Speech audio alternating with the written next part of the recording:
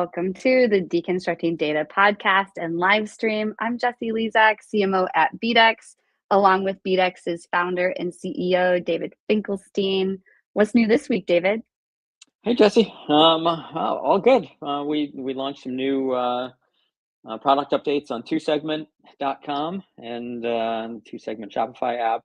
Now agencies can manage multiple accounts and get analytics on all your customers and download whole analytics reports in PDF format to share with your clients. So worth checking out. Anybody that's listening that's in the e-commerce or e-commerce marketing space, check it out. Oh, that's awesome. Cool. Yeah, we'll keep us posted on two-segment. Yeah, it's interesting to hear. And so I love that it's an agency platform now. That's also cool. Anyway, today on Deconstructing Data, we're excited to welcome on Mark Himmelsbach. He's CEO and co-founder at RYA. Mark, thanks for joining us. Welcome to the show. Thanks for having me. Hi, Jessie. Hi, David. Absolutely, Mark. Yeah, we're looking forward to this conversation. Thank you for joining us on the show today. And for our viewers and listeners who don't yet know you, why don't you introduce yourself, give a little background about yourself and what led you to build RYA and what you guys are doing. Sure.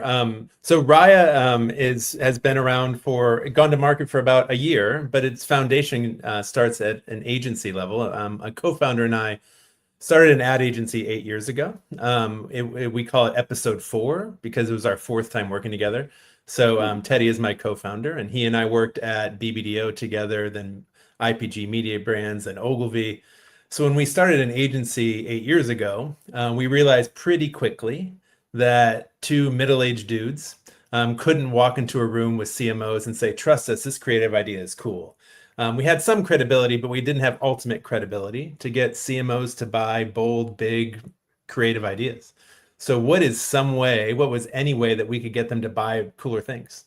And so we started 8 years ago surveying Americans and asking them one pretty straightforward question. What would you do if you had free time or extra money? Because I don't know about you two, but if I gave you one wish, you would likely wish for more time in life to do stuff or more money in life to do stuff. You couldn't wish for more wishes. That's against the rules. But so we started asking that because the thought there was that if we ask Americans broadly that question, they will tell us the answers will be where they're most aspirational, most optimistic. And that way brands can connect with them in those moments instead of interrupting them. But we also knew that just 8 years ago, as you know better than I, asking open-ended questions was really scary in the data world because there was not much to be done to parse that data. So we started asking that free time or extra money question across a handful of different metrics. One was 180 genres. So things you can listen to, play, watch, read, attend, 180 of those. I joke it's from action sports to Zydeco and everything in between. 20 different actions, so things you want to do with your free time or money. 30 demographic questions. That includes everything on the census, down to zip code, political preference, sexual preference, employment information, household income, and then we actually asked open-ended questions. What was the last thing you did and why did you like doing it? But it turns out we asked those questions. We surveyed 1,000 Americans a week starting 8 years ago. We still survey 1,000 Americans a week. And the answers to those questions gave us the data to be able to have brands take bigger, bolder leaps. So we were allowed to, we got permission from Charles Schwab to build a muscle car to give away at a PGA tournament every year and still do. We've made cooking shows, we've made treasure hunts, we've made very unusual things because the data itself gives CMOs permission to take that leap. And so it turns out we kind of built a data company by happenstance. So two creative agency guys working with a handful of PhDs to make sure those surveys are aligned to the US population. But we all of a sudden, we realized we had about 9 billion data points about 2 years ago. And we were super selfish. We were only using it for ourselves. And we were like, well, what could we do with all that passion point data? It's novel, it's new, only we have it.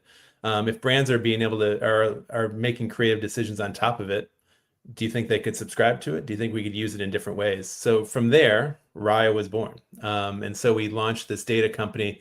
What was very happenstance in its creation is very intentional now.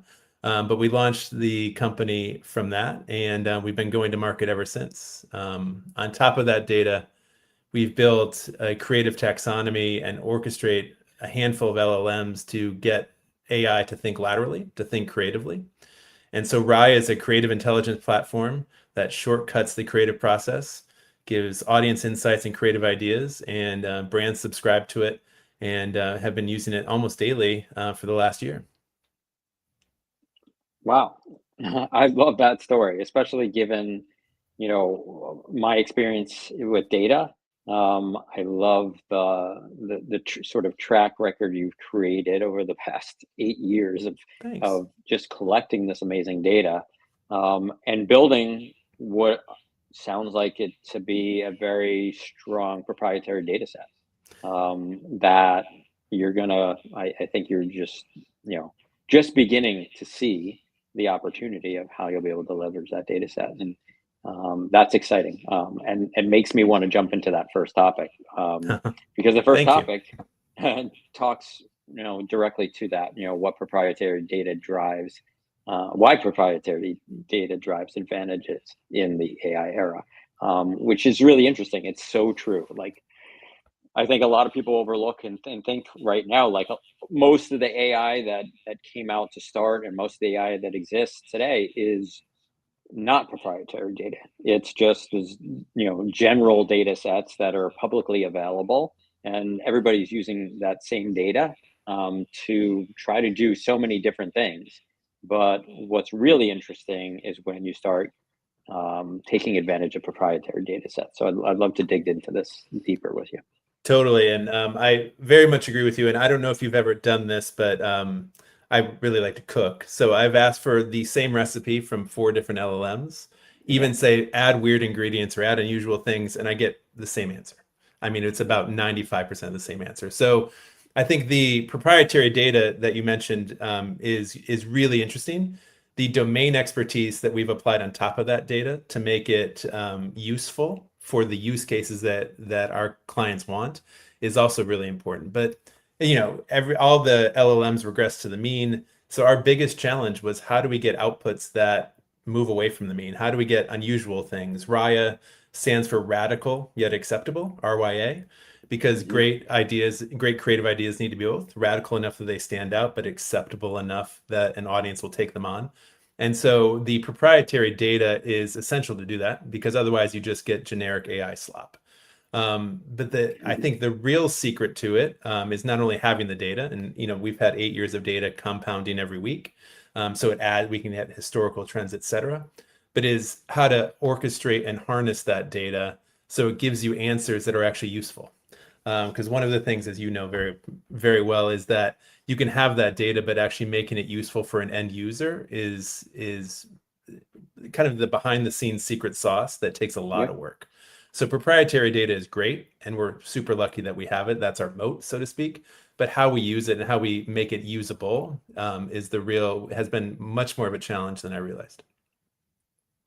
Yeah, absolutely. So help us educate people a little bit, because I think that, we talk about the sort of the generative AI that's out there today. Like I said, that it's all using sort of the same publicly available data. There's a lot of people out there that think they have valuable data sets, right? And they're, whatever it is that they're collecting, it has value, or they look back and they say, oh, I've been collecting data too. And they might be listening right now and saying, oh, I've been collecting data for 5 years. I wonder what I could do with that data. So let's help educate people a little bit. Like, this is really interesting, because you took this data set and then you had to figure out, okay, how are we going to apply this in a way that is going to add value to brands? So kind of walk me through that. Totally. The hypothesis, so we collected all this data and we were using it we actually called it Madonna, hence the poster behind me. Turns out Madonna is litigious, and so we can't name it Madonna anymore. But the idea is that we set out with a hypothesis. So our thought was, there is so much identity data in the world. I know you are expert at that. talking about what people do, what they've spent, what they've clicked on. Our goal was to create a data set that gets to the why. So what would get someone to, what's the resonance data? What would get someone to buy? What would get someone to click? So understanding why they would be motivated to make that change, make that decision on behalf of a brand. So when we thought about that as a hypothesis to start, that's where the data collection began, because we need a reason for being, we need a reason for that data to exist. And then it was really understanding through iterative testing. So we still test it hundreds of times a week, but we were testing tens of thousands of times with our data to understand if we use the data, can it tell us why an audience would resonate with an idea, why an audience would click, why an audience would buy. And so the data was only useful when we started really pushing and prodding. In full disclosure, we used to collect about 300 different genres, but we've, things like trap or, different types of hip hop, but we consolidated that all to hip hop and rap. So we actually collected more data than we actually end up using, because we found that a lot of the data, too much data, wasn't useful. So I think to your point, a lot of people have data, they think it's useful, but they don't take the step to test, to learn, to hypothesize what could be useful and what those results would be. And I think that you kind of only know how valuable your data is until you start working with it. Yeah, absolutely. I totally understand that. So I'll sort of give a similar example in the sense that, like you said, we deal with a lot of identity data. We deal with a lot of data about people, not the why, but the about. But when we started digging into that with our newer product 2 segment, we were trying to understand, how can we help brands understand the sort of why are they purchasing a product, right? And who's purchasing that product? And one of the things, and how to communicate with them based on that, right? And one of the things we realized is that when we took all of the deep insights that we had about consumers, the demographics, the psychographics, the interests, and all that stuff, and we literally just had conversations with the AI to understand, what can we do with this data, and can we figure out how to apply this data in a way that helps us understand personality traits. And then we found that we were able to take this data about people and turn it into personality profiles. And I think we have 16 different personality profiles, from creative to pragmatic to analytical, whatever. And we were able to say, hey, that's really interesting. We can then take a consumer's enriched data about them and turn it into how to communicate with them, right? Totally. How should we communicate?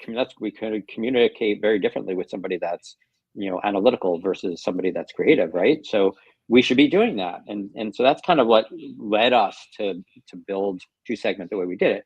And to me, that sounds a lot like the process that you went through in trying to understand the data set you have, but in your perspective, saying, okay, well, this is really interesting data, but how can we turn this into data that will help brands understand why people are making a purchase?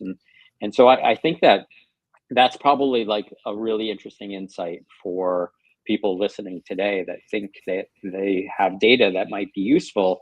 It's trying to figure out what is the goal of the data, and then how can you use that data to achieve that goal, right? It's not just Totally. Hey, I have this data asset, and how am I going to use it? It's very goal oriented. I guess we have to look at it from that perspective, right? It is. It's very goal oriented, and then similarly, we always start with an audience, because any marketing needs to start with an audience, and we have nearly 200,000 survey respondents in this current iteration of RYA. We can build an audience as small as 120 people to still be statistically significant. And what we see with the brands that use it is understanding how to cut that data first. What is essential to build an audience, what is nice to have, and what needs to go to the cutting room floor. And then when you start comparing different audiences down to the fidelity of 120 people, you can really tease out the nuances. But sometimes we have brands say, they just really want to pinpoint the exact right audience. But sometimes that creates such a narrow band that you don't open the aperture for potential new customers or potential new users. And so I think not only hypothesizing with a goal in mind, but then being willing to have the flexibility of testing and learning to see, oh, what if we change that audience? What will they say? What if we increase the age, the household income? What if a different employment type or seniority? Then all of a sudden, those by using genres and actions, those passion points change. And brands need to be a bit flexible in their approach to the data to not over-engineer it so it is way too narrow and way too focused on who they currently have if they really want to expand who they're talking to. Very interesting. Yeah. So it's wild. Definitely. And actually, maybe that helps us transition into the next topic, using data to inform creative and campaign strategy. I'd love to get your take on that. Yeah, so our whole premise is that we originally set out to build RYA to be an agency accelerant, to get our agency from audience and brief through creative process to production faster. We still do that. It still feeds the agency for sure, but I think now brands use it for that reason, whether they work with us or not. So I think the whole goal is to go from zero to something in the world as quickly as possible. Because CMO regimes change, budgets change, quarterly priorities change. So if you can go in a day from nothing to something that you want to make in the world, that is essential. So the idea is that we can with our data predict which creative topics, which creative themes, even campaigns, activations, events will most resonate with an audience in seconds. And so we do that in two ways. One is as I said, we start with an audience. And RYA can generate those creative ideas on the fly based on a brief. But it also we built something called the RYA score. And what that is we've established 20 different proprietary data points to understand how to evaluate creative. And that is everything from, we've partnered with a neuroscientist who has a PhD in neuroscience of creativity to understand how the brain lights up when it's shown a creative idea. We've, of course, tested it with thousands and thousands of our own ideas, plus award-winning ideas. And then we've divined the idea of radical yet acceptable. So what idea is too radical or not radical enough? What idea is too boring or too acceptable? And that kind of proprietary combination of radical yet acceptable built into the RYA score is a way that we can predict whether a piece of creative will work almost in moments, long before you ever go into production or spend a dollar in putting it out in media. So I think the data built for purpose to understand how creative will work for a specific audience around a specific brief for a specific brand is a great use of our data because it can get you there without spending any budget. Definitely. That's amazing. This might be a good time to just address our audience. I know earlier you'd said, and I put it on BDEX's YouTube page, that we should always start with the audience. And so I just want to acknowledge our viewers. We've got about 10 people coming and going on YouTube, about 5 on LinkedIn. And if those lurkers are here, we want them to join the conversation, leave some comments, questions, and we're putting them up on the screen. And just one question. As a certified data scientist myself, I'm curious how you structure a good, better, and best type of an experiment, Mark. Oh, that's great. I think that is a great question. I think that the way that we do it best, and I am far from a data scientist, so shout out to a company called Southpaw Insights, who are a group of PhDs who help us with this. So always work with people who are smarter than you. Luckily, I've found those people. I think the way that we've set up the experiment is in two ways. One is it's a little bit of machine and a little bit of human. So whenever we come up with an audience insight, whenever we come up with a creative idea, we turn to the machines and have them test it. But then we turn to humans and have them consider if it's good or not. Marketing, we always say RYA is 80% good because there's that 20% of taste, craft, nuance that humans bring to the table is essential. We were with one of our client CMOs, and she's like, "Oh, that just feels like one of our competitor ideas." And so we were like, "What do you mean feels like?" She's like, "I can't really put my finger on it. It just doesn't feel like us." And we can have a debate whether a machine will ever be able to have the taste or judgment of a human. I think and hopefully not. But I think a good, better, best experiment includes the right combination of machines and humans in sequence, both inputting on one another and having the openness to consider both results can contribute meaningfully to the answer. What we find when we run into trouble is when we over rely on one and we do too few instances of testing. So if we kind of eat too much of our own dog food and think what RYA puts out is great, then all of a sudden we get in trouble because we are in a bubble and we don't consider what a machine thinks about it, but we also don't consider what other humans think about it. So our whole premise is that humans and machines work better together. So I think the best version of that is multiple iterations of machine and human working together to evaluate creativity based on the data. Yeah, that's great. Yeah. That's. Do you have? Do you have a? I know I'm probably not supposed to do this, but do you have an answer to that one, either David or Jessie? I'm curious. Yeah, I mean, I think you hit the nail on the head. I think the most important piece of the puzzle that you said was sort of the human in the loop point of it. Like, you can't rely 100% on AI. It doesn't matter how well it's trained. You have to have that human in the loop, especially when you're talking about creative, right? And I think that's a perfect example. Like, only a human is going to know if the outcome or the creative itself is aligns with the brand, right? Totally. And so in that perspective, the client looked at it and said, I feel like it doesn't align with our brand, and they couldn't even explain why. And I find that really interesting, because that just gives you the difference between the perspective of a creative mind versus an AI. Totally. You can't do that. You're never going to get an AI that's going to come back and say, yeah, I don't really feel like this fits the brand, but I can't explain why. You know Exactly. what I mean? It's just never going to happen. And the best human marketer. Oh, go ahead. Sorry, go ahead. Yeah, no, I was just going to say that's the important piece of the puzzle, and I think that you hit the nail on the head with that. Like, you need that human in the loop because of that. There's just such a big difference. Yeah, and the best human marketers, I think, have empathy to put them in other people's shoes. So you never market to yourself, really. So the human, it's essential for a human to do that, and a machine can actually help with that. An AI can actually say, have you considered this blind spot, or that audience wouldn't think that way.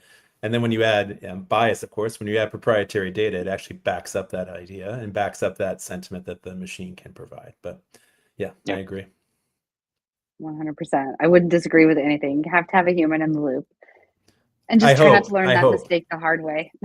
Yeah, exactly. Our machine overlords haven't taken over yet. So yeah, they're going to hallucinate at some point. You have to have someone in there watching it. Exactly. Yeah, definitely. And you say especially with creative, and I'd say especially with numbers too. Like, it'll surprise you. At least with creative, we're just making pictures and telling stories, totally. Balancing checkbooks. Yeah, we're not saving lives here. Yeah. Yeah, I mean, exactly. I think back to like the Terminator movies, and there was never a time where the Terminator was like, this situation just doesn't feel right. You know what I mean? Totally. It's like either kill or don't kill. That's it. You know exactly. I mean? Yeah. It's called singularity for a reason. So I think, yes, totally as confidently as possible. Yeah. They're always so confident. They're so right. Totally. Yep. Such a good topic. I'm curious from the audience, what do you all think? We don't know you're here unless you comment, but I saw 10 on YouTube. I'm 6 on LinkedIn. What data are you using to inform your creative, or what questions do you have here, or comments? I love hearing other people's perspective on this. But we'll move on. Until then, measuring and predicting audience responses to campaigns. We love talking about measuring and predictions here on this show. Can you kick us off, Mark? Sure. I think one of the best uses of AI is that it can give you that feedback loop based on what has worked to better inform predictions of what will work. But that is limiting in some ways, because again, back to if you want to attract new customers, new audiences, etc., you have to try new stuff. And so you have to think about where your audience is and where they're not. And if you understand where they are and where they're not, you can experiment, try new things, and that feedback loop becomes even more valuable if you can add a prediction layer on top of it. So I think that the idea of how we measure and how we predict what will work becomes much more nuanced and interesting when you want to be bold and try new stuff. And so I think sometimes being slavish to the measurement potentially a downward spiral of results.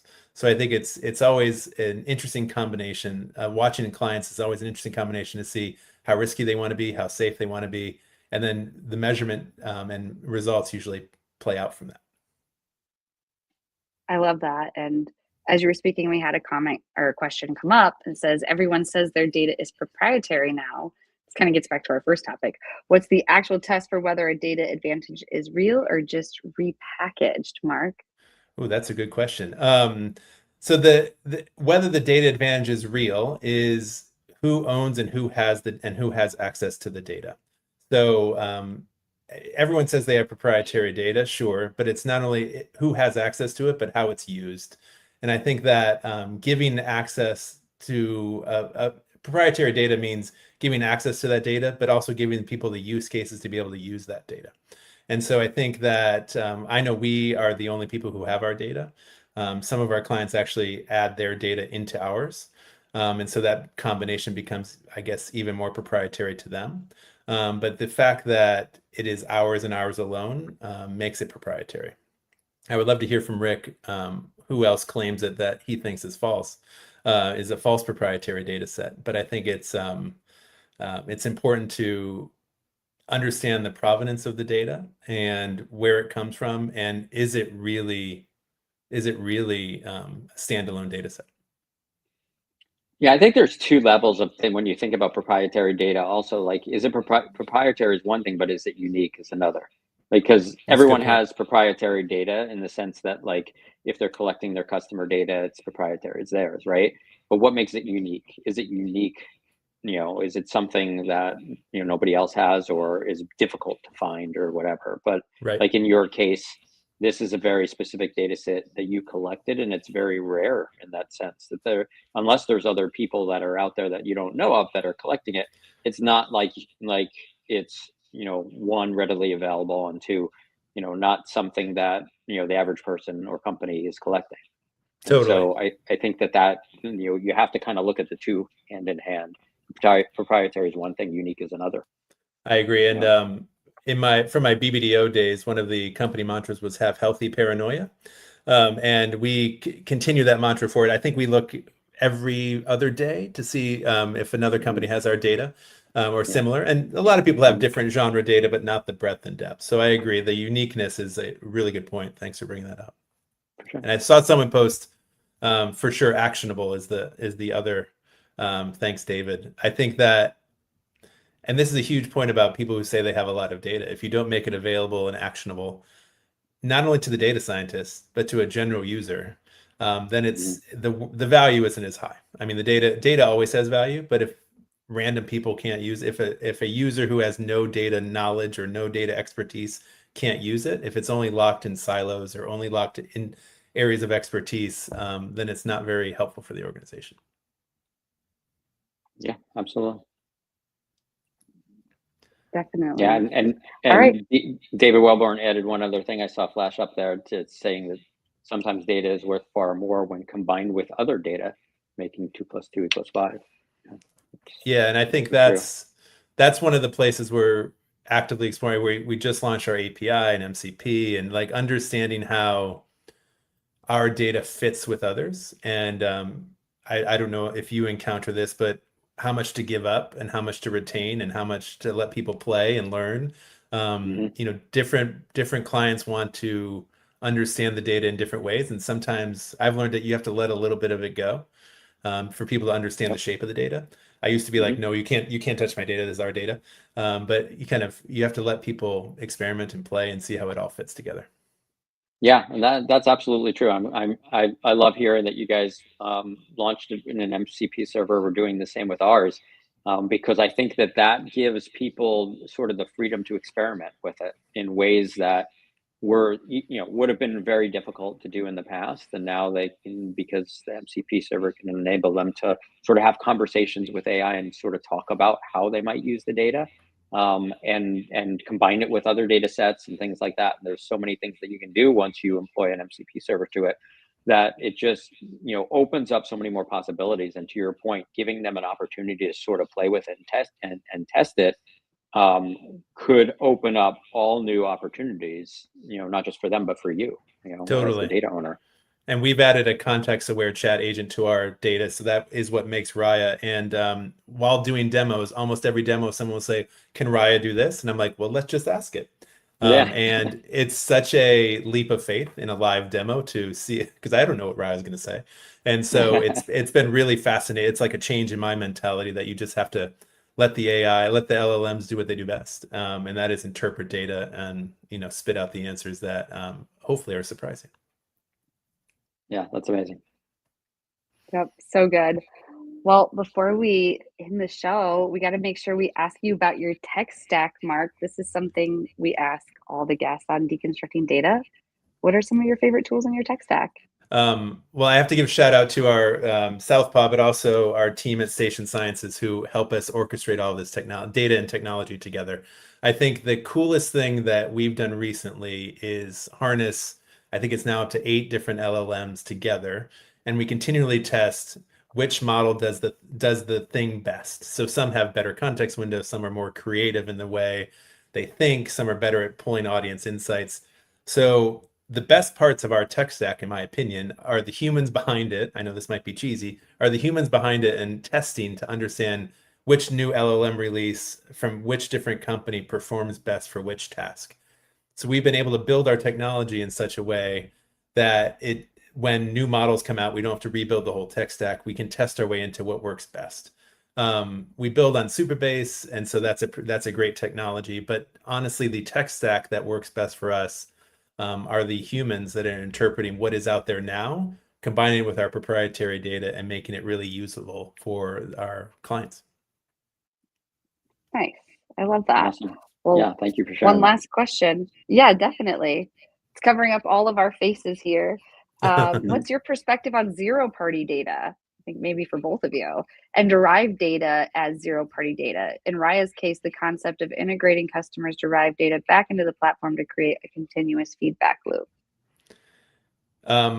That is something we are just building now. So the idea of, because we now have enough history with RYA, that we've seen ideas created from RYA put into the world. Now we're getting the results, and feeding that back creates a really interesting flywheel to test and learn whether RYA's predictions were right or not. And so that kind of feedback loop that we are integrating into our system has made the concepts better, made the audience insights better, and made the data set more valuable because it's self-learning. And I think that is a key, and we are just a small use case in terms of how the broader AI world is using it. But I think establishing those feedback loops, creating that training data so the machine gets smarter over time, is incredibly valuable and kind of where the future of, I think, AI and marketing will be. David, I'd love to hear your thought. Yeah, no, that's awesome. That's exactly one of the things that we look at is the feedback loop is so important in understanding in sort of any data situation, any data platform. The idea of having this feedback loop so that you can take a data set and say, yeah, I believe this to be like the most accurate data. Okay, and you can then put it out into the world and then use it, and you can get really good results, or you can get really bad results. It doesn't, you don't know what you're going to get. And when you get those results, only then do you really truly understand, was this a really good data set and why? And being able to sort of feed that back into the process and use that to learn, it's something that we do with ad campaigns and retargeting, using the AI that we use for audience building. And the idea that we can extend an audience and build this sort of expanded audience and put it out in the world, but then being able to see that these are the consumers from that audience that actually responded and engaged with the ad, and then feed that back into it, just enables us to improve the model further and continuously use that feedback loop. So that feedback loop is something that's really important. If you ever if you don't have access to that feedback loop, then you're sort of limiting the capability of what you've built, especially when it comes to AI, because AI has the power to be able to take that feedback and turn it into data that will improve, its output going forward. So Totally agree, especially in creativity, I feel, because it's hard to put science to an art. And so that feedback loop just helps reinforce that. Yeah. 100%. Yep, definitely. Well, there's appreciation that you say humans are the best tech stack, Mark, and yeah, I agree. But it has been a great episode. Thank you so much. Before we depart, though, would you like to let listeners know how they could reach you after the show? Sure. Thanks very much for having me. It was awesome. I really enjoyed the conversation, and thanks for indulging my questions. Our website is www.askrya.com. You can ask any question and get a data-backed answer. So that's askrya.com. And you can email me at Mark, M-A-R-K, at askrya.com. So thanks again for having me. I really enjoyed the conversation. Yeah, absolutely, Mark. We really appreciate you joining us here today. I think this has been a great conversation. I love what you've built. I love your proprietary and unique data set, and how you've put it to use is amazing. So congratulations to you, and thanks again for joining us today. Thanks very much. Absolutely. Thank you, everyone. And thank you, Mark. And for everyone else, we'll be back next week. And I'll see you backstage. Mark, I'm going to close out with a So audience members, we want to invite you to get powered by BDEX. Build authentic connections with your audience and drive unprecedented engagement. So just imagine harnessing the power of AI to craft your audiences that truly resonate with your brand, ensuring that your marketing is hitting the mark every time. We want to bring you closer to those marketing goals, and we're eager to guide you. So just visit bdex.com. You can click on the Talk to an Expert button and get powered by BDEX. Deconstructing Data is the show that makes data make sense. Every Thursday, David Finkelstein and myself, Jessie Lezak, sit down with industry experts to unpack how data really drives marketing. We do this in plain language anyone can understand. If you want real insights, real conversations, and zero jargon, tune into Deconstructing Data live on LinkedIn every Thursday at 4:15 p.m. Eastern Time.